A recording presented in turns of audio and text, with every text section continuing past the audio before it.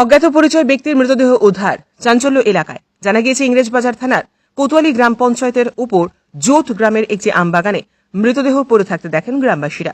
পরে পুলিশকে খবর দেওয়া হলে ঘটনাস্থলে ইংরেজবাজার থানার পুলিশ এসে মৃতদেহটিকে উদ্ধার করে ময়নাতদন্তের উদ্দেশ্যে মালদা মেডিকেল কলেজ ও হাসপাতালে পাঠায় এবং তাকে কেউ খুন করেছে নাকি সেই কিভাবে মারা গেল তদন্ত শুরু করেছে পুলিশ। পরে তার নাম পরিচয় জানতে পারে পুলিশ। তার নাম অমল পাল, বাড়ি সুকান্তপল্লী এলাকায়।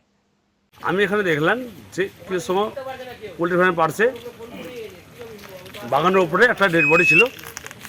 আমরা দেখলাম পুলিশ প্রশাসন সবাই এসছে, ঠিক আছে। ওটার জন্য ওর নাম বলছে প্রশাসন এসছে, সব তদন্ত করছে যে কোনো চিহ্নবদ্ধ হয়নি। তো প্রশাসন চেষ্টা করছে যে ওর যে কে আছে না আছে কি তদন্ত ও ঠিক পুলিশ প্রশাসন করছে।